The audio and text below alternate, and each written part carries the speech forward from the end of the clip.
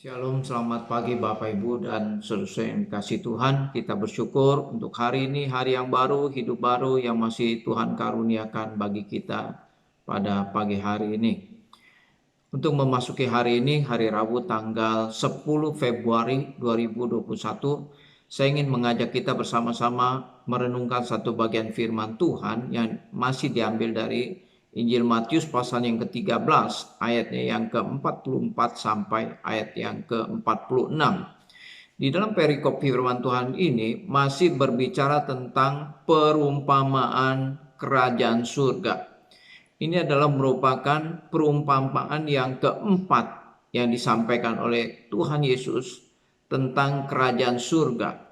Dan di dalam perikop ini ada dua perumpamaan yang kembar yang disampaikan oleh Tuhan Yesus yang mempunyai makna yang sama. Perumpamaan yang pertama dikatakan harta kerajaan surga itu seumpama harta yang terpendam di ladang yang ditemukan orang, lalu dipendamkannya lagi oleh sebab sukacitanya. Pergilah ia menjual seluruh miliknya lalu membeli ladang itu. Nah, perumpamaan yang pertama di dalam perikop ini Tuhan Yesus mengatakan bahwa kerajaan surga itu seperti seumpama harta yang terpendam. Bapak Ibu dan Saudara yang dikasihi Tuhan, pada zaman Tuhan Yesus, orang-orang Yahudi yang kaya seringkali mereka menyimpan harta benda mereka yang berharga bukan di dalam rumah mereka, tetapi mereka menyembunyikannya. Ada yang menyembunyikannya di ladang, dipendamkan di ladang. Kenapa?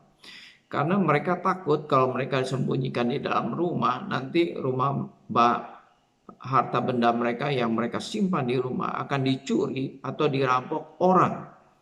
Nah, oleh karena itu mereka ingin menyembunyikan harta benda mereka yang berharga di tempat-tempat yang tidak ada seorang pun yang tahu. Nah, seringkali itu mereka menyembunyikan harta bendanya itu di ladang-ladang milik mereka, di tempat yang hanya diketahui oleh pemiliknya. Nah, jikalau tiba-tiba pemiliknya meninggal atau pemiliknya lupa di mana dia menyembunyikannya, maka ada orang lain yang mengerjakan ladang itu, mereka bisa menemukan, bisa menemukan dengan tidak sengaja. Nah, di dalam perumpamaan ini diceritakan bahwa ada orang yang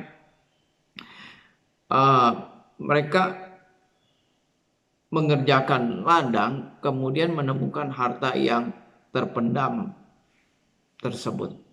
Dikatakan bahwa orang itu sangat bersukacita sehingga dia pergi menjual seluruh miliknya dan membeli ladang itu. Ini perumpamaan yang pertama. Kemudian perumpamaan yang kedua dikatakan, demikian pula hal kerajaan surga itu seumpama seorang pedagang yang mencari mutiara yang indah. Setelah ditemukannya mutiara yang sangat berharga, ia pun pergi menjual seluruh miliknya lalu membeli mutiara itu. Nah, perumpamaan yang kedua di dalam perikop ini dikatakan seperti seorang pedagang yang pergi, dia dengan sengaja mencari mutiara yang berharga. Dan ketika dia menemukan mutiara yang berharga itu, maka dia juga akan pergi menjual seluruh miliknya supaya dia dapat membeli mutiara yang berharga tersebut. Perbedaan di dalam kedua perumpamaan ini, perumpamaan yang pertama dikatakan bahwa orang itu tidak sengaja menemukan harta yang terpendam. Tetapi di dalam perumpamaan yang kedua ini dikatakan bahwa pedagang itu dia dengan sengaja mencari mutiara yang berharga. Nah, yang satu tidak sengaja, yang satu sengaja. Tetapi di dalam kedua perumpamaan ini memiliki kesamaan, yaitu bahwa kerajaan surga itu seperti mutiara yang berharga dan harta benda yang terpendam. Artinya kerajaan surga itu adalah sesuatu yang bernilai sangat tinggi, sangat mahal harganya, sangat mahal. Sehingga ketika seorang menemukannya atau seorang mendapatkannya, maka dikatakan ada sukacita yang sangat besar. Dia akan menjual seluruh miliknya. Ya, dia akan meninggalkan segala miliknya supaya dia bisa mendapatkan harta yang berharga ini, mutiara yang berharga ini. Demikian juga dengan kerajaan surga, Bapak, Ibu, dan Saudara yang dikasihi Tuhan. Jikalau kita menemukan kerajaan surga, atau jikalau kita mendapatkan kerajaan surga, maka sesungguhnya kita mendapatkan harta yang bernilai kekal. Harta yang bernilai kekal tidak dapat dibandingkan dengan harta benda, harta kekayaan yang kita miliki di dunia ini. Ketika kita menemukan atau mendapatkan kerajaan surga, maka kita mendapatkan sesuatu yang nilainya kekal. Maka ketika kita mendapatkan kerajaan surga yang bernilai kekal ini, maka ada sukacita yang sangat besar, ada damai sejahtera yang sangat besar yang tidak dapat dibandingkan dengan apapun juga di dalam dunia ini. Bapak, Ibu, dan Saudara yang dikasihi Tuhan, ya, jikalau saudara dan saya sudah mendapatkan kerajaan surga, kita tahu betapa bernilainya kerajaan surga di dalam dunia ini. Maka kita akan meninggalkan segala kenikmatan-kenikmatan yang ada di dalam dunia, yang sementara, yang sia-sia, yang tidak ada artinya dibandingkan dengan kerajaan surga. Bapak, Ibu, dan Saudara yang dikasihi Tuhan, jika sampai pada saat ini engkau masih belum mendapatkan, engkau belum memiliki, engkau belum menemukan kerajaan surga yang sesungguhnya, pada saat ini saya ingin mengatakan bahwa kerajaan surga itu mempunyai nilai yang kekal. Jika engkau mendapatkannya, engkau tentu tidak akan lagi mencari kenikmatan di dalam dunia ini, kenikmatan yang sementara.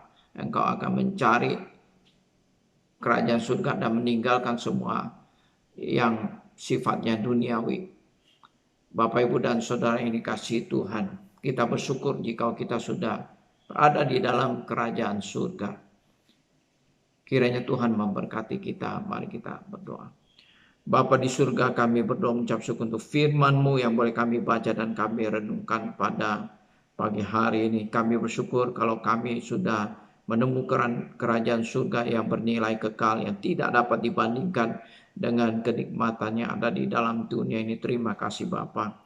Jika masih ada saudara-saudara mereka yang masih terbuai oleh dunia, oleh kenikmatan dunia, mereka masih di luar kerajaan surga, kami mau berdoa supaya mereka boleh menyadari, mereka boleh bertobat, mereka boleh kembali kepada Tuhan, dan mereka boleh menemukan kerajaan surga dan hidup di dalamnya. Terima kasih Bapa di surga. Pimpin hidup kami sepanjang hari ini. Berkati setiap yang kami lakukan dan kami kerjakan. Kami menyerahkan usaha pekerjaan jemaat, pelayanan kami, keluarga jemaat, dimanapun mereka berada. Kau jaga, lindungi, tutup, bungkus dengan kuasa darah-Mu ya Tuhan. Jauhkan niat-niat orang yang berbuat jahat. Jauhkan kuasa-kuasa kegelapan yang mengganggu dan mencobai kami. Jauhkan daripada segala sakit, penyakit, dan kelemahan, khususnya virus corona. Kami sangat lemah, kami sangat terbatas, kami sangat riskan Tuhan. Kami tidak dapat menjaga diri kami sendiri. Oleh karena itu kami membutuhkan perlindungan dan penjagaan daripada Tuhan. Kami menyerahkan segala aktivitas dan kegiatan kami pada hari ini. Dalam nama Tuhan Yesus kami berdoa. Amin. Bapak, Ibu, dan Saudara yang kasih Tuhan, saya mau ingatkan nanti malam ada persekutuan doa. Saya mengundang Bapak, Ibu, dan Saudara-saudara, mari kita hadiri persekutuan doa, kita siapkan hati kita, datang di hadapan Tuhan, bersandar kepada Tuhan di dalam kita menjalani kehidupan kita tiap hari. Tuhan memberkati kita semua. Amin.